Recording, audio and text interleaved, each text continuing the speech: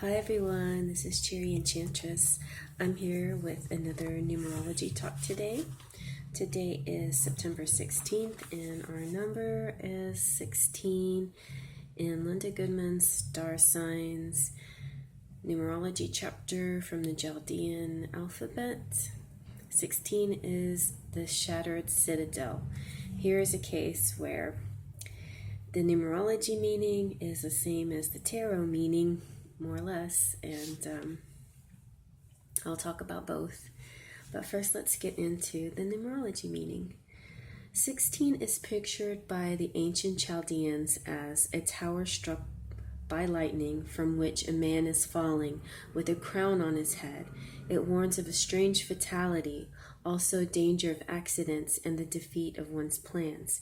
If the name equals the compound number 16, it would obviously be wise to change the spelling of the name to avoid this vibration. If the birth date is the 16th day of any month, the challenge of the 16 must be carefully met so that its effect may be diluted to a milder vibration. To avoid the fatalistic tendency of the 16 as a birth number, one must endeavor to make all plans in advance, making certain that any possibility of failure is anticipated and circumvented by careful attention to detail. The 16 brings with it the single number 7's obligation and responsibility to listen to the voice within, which will always warn of danger through dreams or the intuition in time to avoid it. The inner voice must not be ignored, as I partially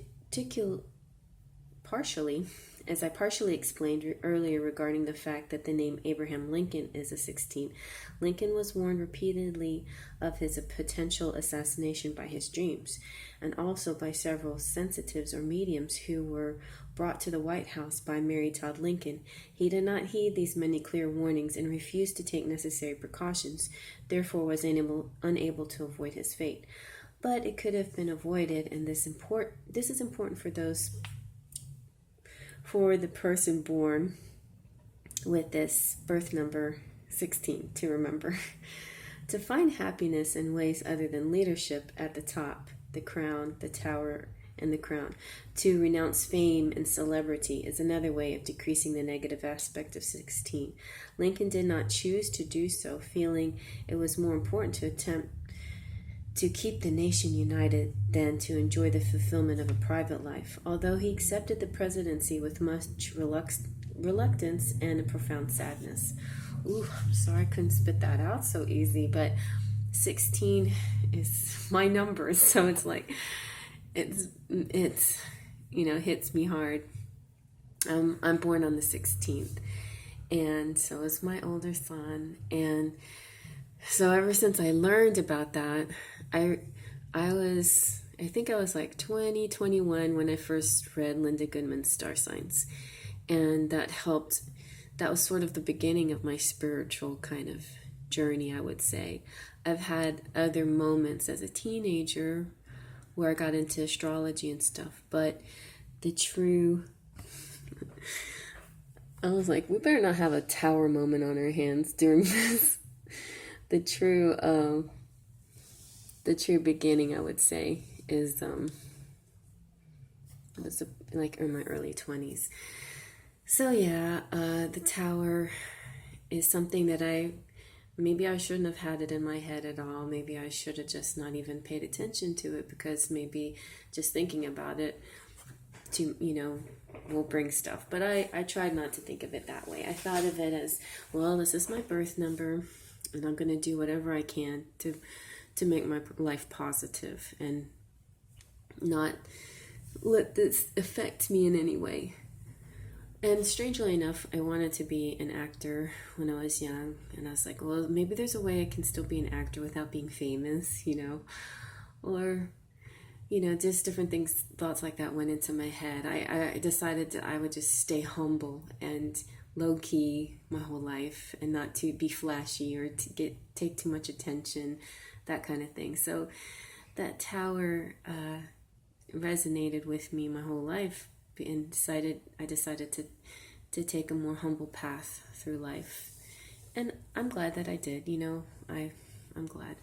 So let us talk about, well, so the definition of Linda Goodman's tower kind of looks like this picture. And there's the king with his crown. And, well, there's the crown flew off his head, and they're jumping out of the tower.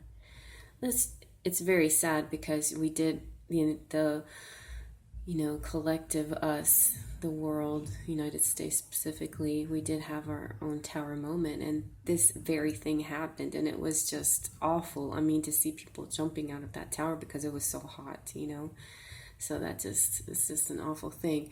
When this comes up in your reading, though, it doesn't necessarily have to be this dramatic, and people, tarot readers will call it the tower moment. You're having a tower moment, which in some ways is sort of necessary. An upheaval, change, dramatic change in your life can be necessary. And especially as sometimes if you've put it off yourself for so long, outside forces will make the change for you. There's just no more avoiding it. Outside forces are going to come in and cause this upheaval and make you face the changes that you've been putting off. Let's look at the shadowscapes definition. So the shadowscapes certainly depicts it in a prettier way for sure. The drawings, the detail, there's still the crown there, and the fire and the lightning and the tall tree, and its meaning is pretty much the same too. Catastrophe, sudden change, crisis, releasing all emotion, suffering, a blow to the ego, revelation, and seeing through illusions, a necessary disruption to the status quo, violent and explosive upheaval as the only way to break through the long-established patterns. So that's pretty much what I was saying. It's like sometimes these tower moments have to happen, they just have to. It's just, and it too, like if you're the kind of person that keeps things bottled up inside and you don't say anything and then suddenly you explode, you know what that feeling's like, right? So if you are that kind of person that keeps things, you should try to express yourself the best you can before you get to that moment, before you explode, because people just don't understand where did all this come from, So it's kind of how what the world does to you, like it just comes out of nowhere and like, I don't understand, where did all this come from? When I first looked at this, I thought it was interesting that, and I guess that's the same with the other tower, but how to me it seemed like people of self-importance, maybe like an arrogant person that put themselves up on a pedestal would get struck down. So that's also a possibility. It might not be you at all, you on the lower tiers who are humble and have lived a gracious life are not really affected.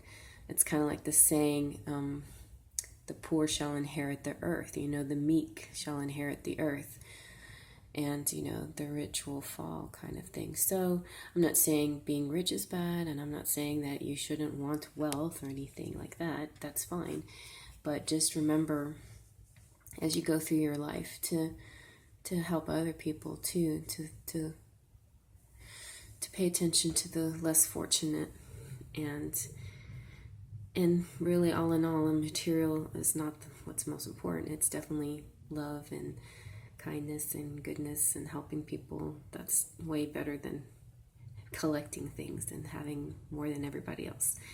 All right, let me read Tattered Dreams to you.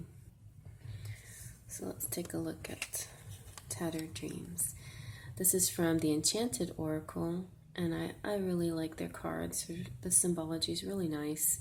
It's a little darker, but it's good because there is darker things that we deal with than, say, the other oracles cards of fairies and angels.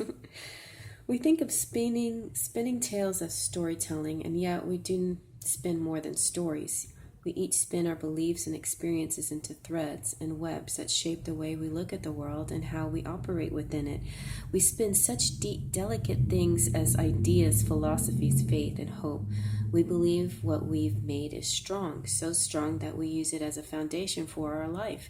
It becomes the base from which we operate, by which we make our decisions. Even simple everyday actions and expectations spring from these fragile webs. You call someone and make plans to meet at a certain time. You expect that person to be there. Why? Well, your web of experience and beliefs about people saying what they mean tells you so. And our beliefs and expectations certainly shape larger things such as our hopes and dreams based on what you believe.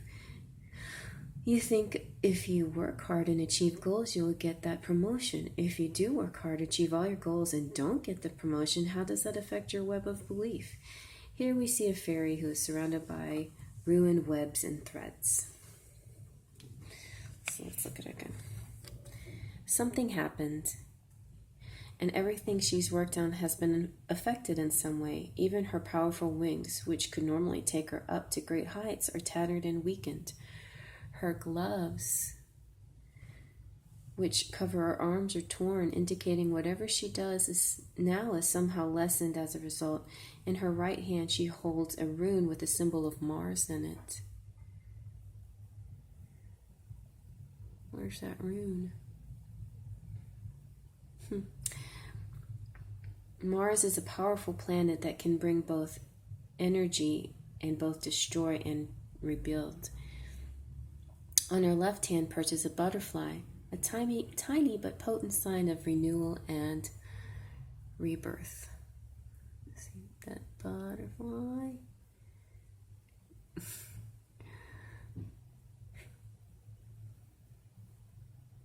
Anyway, yeah. So this kind of echoes what I was saying. You know, we might be just keep doing the things that we're always doing, and we're not making any change, and then suddenly, bam, the outside forces make the change for you, you know? Something that you believe. So when this shows up in your reading, it's saying something that you believed in and counted on has unraveled. A belief has ceased to be true for you anymore. A person has proven false. An outcome has fallen far short of the expectation. Whatever has happened, it has reverberating effects in your world. It is as if the foundation has been shaken and everything on it has fallen off. It is unspeakably distressing, but it has happened nonetheless. It is fortunate, though, and that the wheels that create dreams do keep spinning in spite of tragedies. And the same energy that may destroy something can also provide energy to rebuild. And in the midst of tattered dreams, there is always a butterfly that will give hope, if you only can see it. So there you go.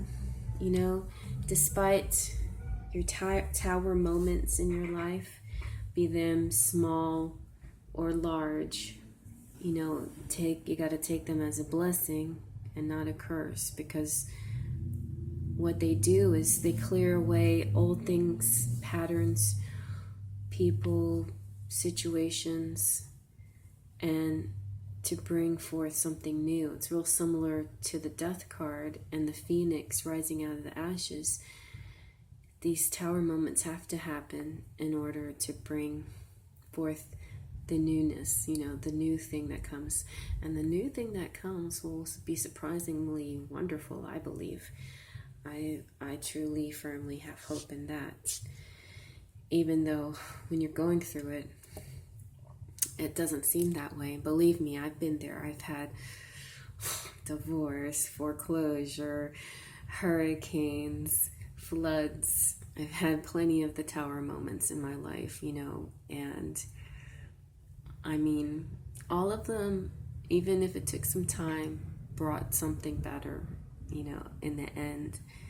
So even my most recent one was breaking up at the end of 2014, and I also had a demotion, and that really affected my ego hard, you know. But if you can let go of your ego and look at the spiritual message behind all of this, all of what's happening, then maybe you can get through without it hurting as much, you know.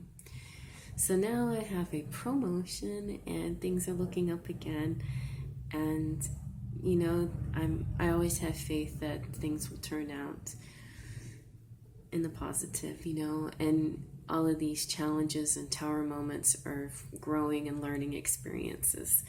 So that's the best way you can look at them for now, even though it might be painful.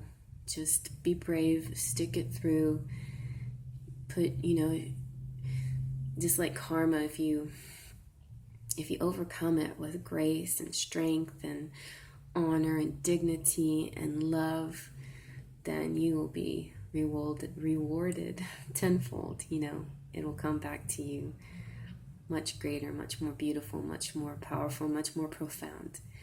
So have faith in that, you guys, if you ever have to deal with these tower moments.